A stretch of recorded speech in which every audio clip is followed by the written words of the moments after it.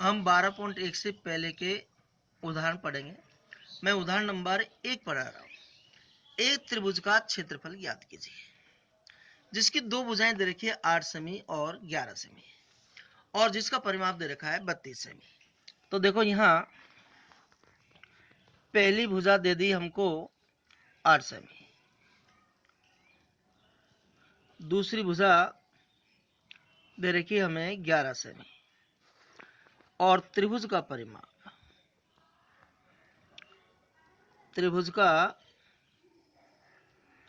परिमाप दे दिया 32 सेमी। हम तीसरी भुजा ज्ञात करेंगे। देखो परिमाप का मतलब होता है तीनों भुजाओं का योग। तो तीनों भुजाओं का योग है, उसमें से दो भुजा दे रखी है, उनको जोड़कर और घटा देंगे, तीसरी भुजा आ जाएगी। 32 माइनस दोनों को जोड़ा 19 आया, घटा देंगे 13 सेमी आया। अब त्रिभुज का क्षेत्रफल पूछ रहा है तो हम हीरोन वाला सूत्र लगाएंगे। हीरोन का सूत्र त्रिभुज का क्षेत्रफल, सूत्र है हमारा S minus S minus B S minus C का अंडर रूट।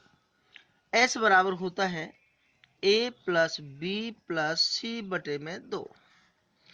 ए का मतलब पहली भुजा 8 है, बी का मतलब दूसरी भुजा 11 है और सी का मतलब तीसरी भुजा 13 है बटे में 2।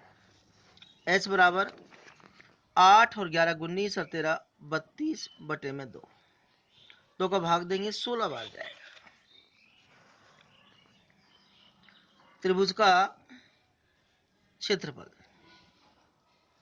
अब देखो एस की जगह एस का मान 16 लिख देंगे। फिर एस माइनस ए है तो एस की जगह 16 माइनस ए का मतलब पहली भुजा हमारे पास में है 8। फिर एस का मतलब 16 माइनस बी का मतलब है दूसरी भुजा 11। फिर एस का मतलब 16, तीसरी भुजा है हमारे पास 13 और अंडर रूट। यहाँ 16 में से 8 घटाएंगे तो 8, 16 में से 11 घटाएंगे तो 5, 16 में से 13 घटाएंगे तो 3 अंडर रूट। यहाँ 16 के अपन गुणनखंड करेंगे। देखिएगा 16 में हम 2 का भाग देंगे 8 बार, 2 का भाग 4 बार, 2 का भाग 2 बार, 2 का भाग 1 बार, 2 4 बार आया।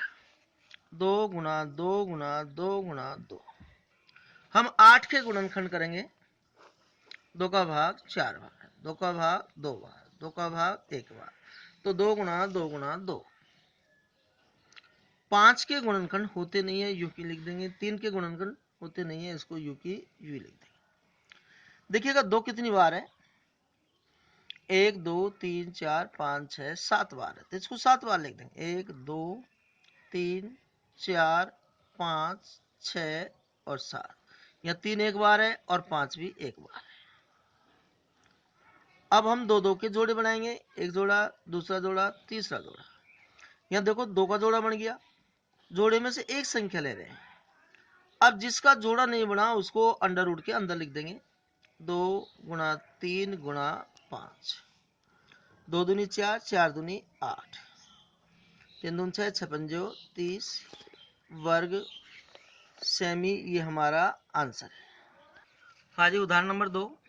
एक त्रिभुजाकार पार्क है, एबीसी की भुजाएं दे रखी है हमको 120 मीटर, 80 मीटर और 50 मीटर दे रखी है और कह रहा है कि एक मालिन धनिया को इसके चारों ओर बाढ़ लगानी है। देखो चित्र दे रखा है, चारों ओर बाढ़ लगानी है इस त्रिभुज के।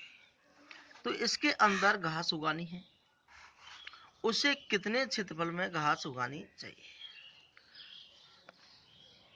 एक और 3 मीटर चौड़े एक फाटक के लिए स्थान छोड़ते हुए उसके चारों ओर 20 रुपये प्रति मीटर की दर से कांटेदार बाढ़ लगाने का व्यय भी ज्ञात कीजिए। तो देखिएगा हम हमसे पहले तो क्षेत्रफल पूछ रहे हैं, तो यहाँ त्रिभुज का क्षेत्रफल निकालेंगे। त्रिभुज का क्षेत्रफल रोनवाल सूत्र लगाएंगे। S minus A S minus B S minus C का अंडर रूट। एस बराबर होता है A plus B plus C बटे में 2। ए का मतलब पहली भुजा, प्लस बी का मतलब दूसरी भुजा, प्लस सी का मतलब तीसरी भुजा बटे 2।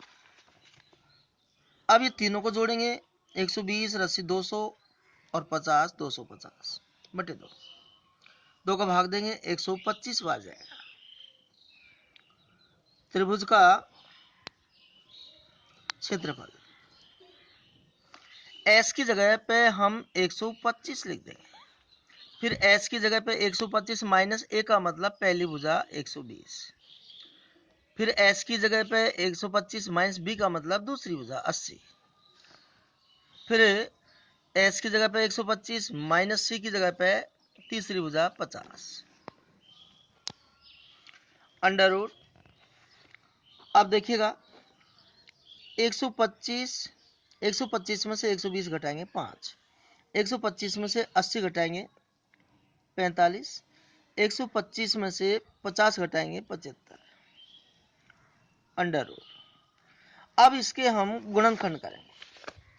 125 का गुणनखंड करेंगे, देखिएगा 5 का भाग 25 बार, 5 का भाग 5 बार, 5 का भाग 1 बार, तो 5 3 बार आया। 5 गुणा 5 गुणा 5, 5 के गुणनखंड होते नहीं है, हम 45 के गुणनखंड कर रहे हैं।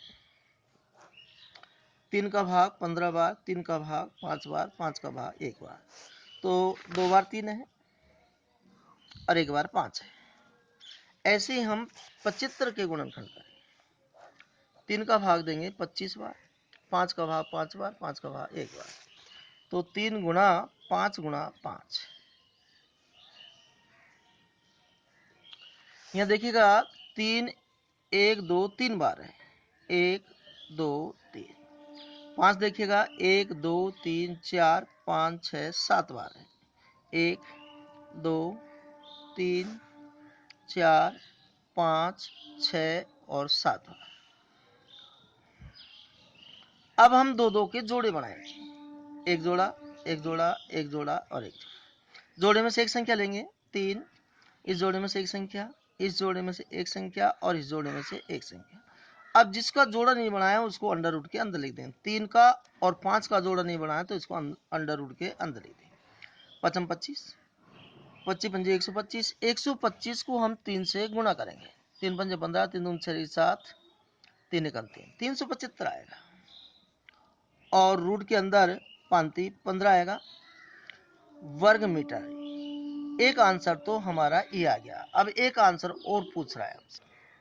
अब ये कह रहा है कि एक और 3 मीटर चौड़े एक फाटक के लिए स्थान छोड़ते हुए इसके चारों ओर 20 रुपये प्रति मीटर की दर से कांटेदार बाड़ लगाने का व्यय ज्ञात कीजिए। तो हम जानते हैं कि बाड़ चारों ओर लगेगी, खेत के चारों ओर लगेगी और चारों ओर की लंबाई उसके परिमाप के बराबर होगी। तो पहली भुजा प्लस दूसरी भुजा प्लस तीसरी भुजा। अब 3 मीटर एक साइड में फाटक छोड़ना है तो उसमें बाड़ नहीं लगेगी, तो 3 इसमें से घटा देंगे। तो यहाँ 200 और 250 माइनस 3, 247 मीटर ये बाड़ लगेगी। अब चूंकि 1 मीटर तार का मूल्य है बराबर इसमें दे रखा है 20 रुपये, इसलिए 247 मीटर तार का मूल्य होगा 247 गुणा 20। 0 7 दूनी 14, 4 दूनी 8 9, 2 दूनी 4 49 40 रुपये, ये हमारा उत्तर है।